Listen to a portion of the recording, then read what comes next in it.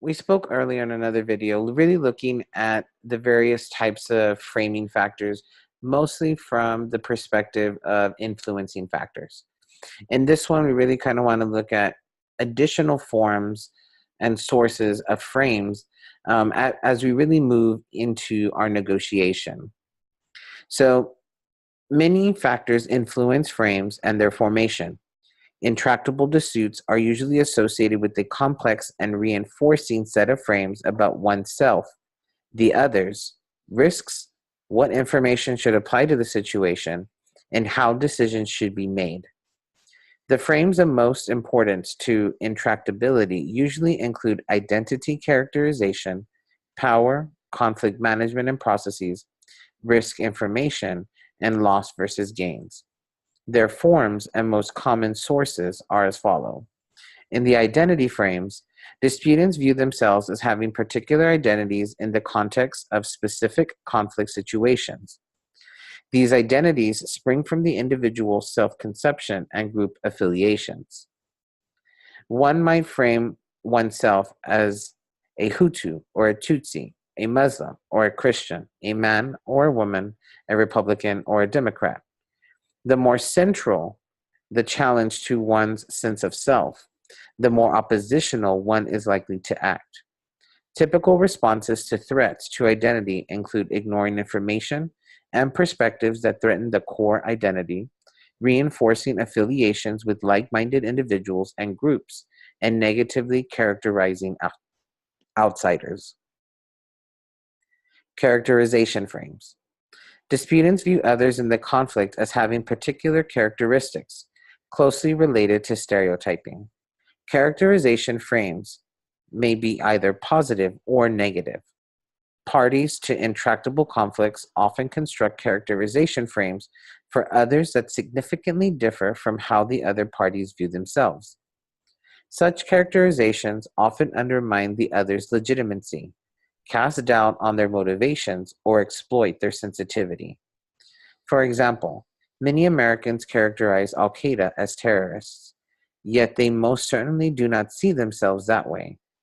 Rather, they see themselves as freedom fighters or jihad warriors fighting for the protection of Islam. Characterization frames are also often linked to identity frames, serving to strengthen one's own identity while justifying your actions towards the other. For me to be a liberator, my opponent must then be an oppressor. The next one, power frames. Because intractable conflicts are often embedded in struggles to alter existing institutions or decision-making procedures, disputants' conceptions of power and social control play a significant role in conflict dynamics.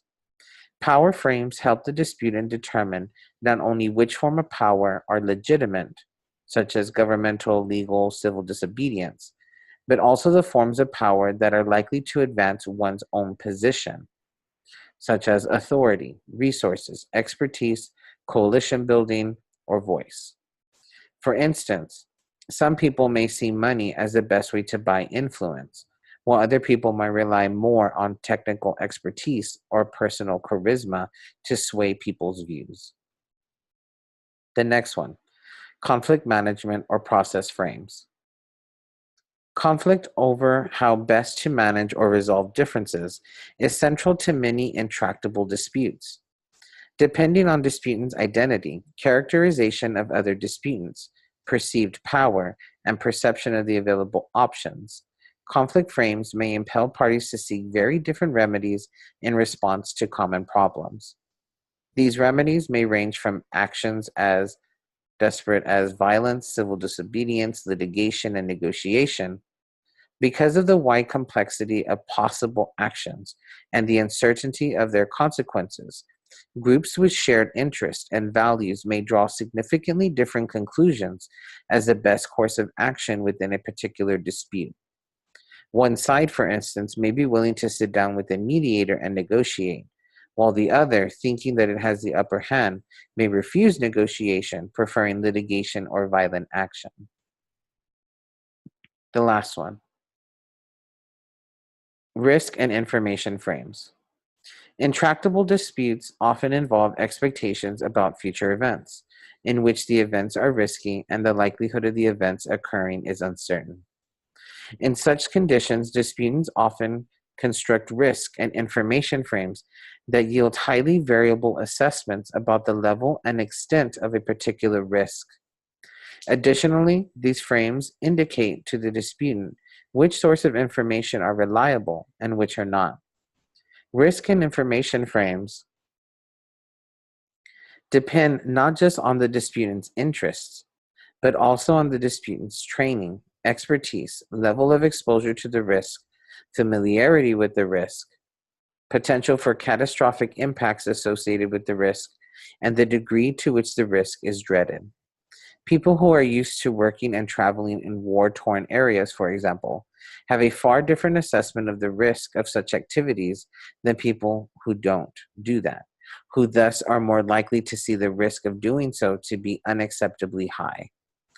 Likewise, engineers who understand the technical aspects of hydraulic fracturing or fracking are likely to assess the risk of that process differently than ordinary people who live near the wells, who have read popular media stories about the dangers of fracking, but also differently from the people working on the wells who simply want a job and are much less worried about the impacts of their work than on the money it puts in their pockets. Loss versus gain frames. In intractable disputes, it is common for most parties to the conflict to focus on threats of potential loss rather than opportunities for gains. People tend to react differently to a proposed action when its expected consequences are framed in terms of losses as opposed to gains, where preventing a perceived loss is often more salient and more highly valued than capturing a commensurate gain. Going back to the fracking example mentioned above, psychology tells us that most people are likely to focus on the dangers of fracking, the potential loss of safe drinking water, clean habitat, and quiet, to be more significant than the gains that can be obtained from fracking, reduced reliance on foreign oil, and improved economy and more jobs. So there are many other types of frames that we can discuss, but these are the six categories that stand out as particularly applicable to intractable disputes and really help us to really gain a sense of the frames through which conflict is happening within this beginning phase of negotiation.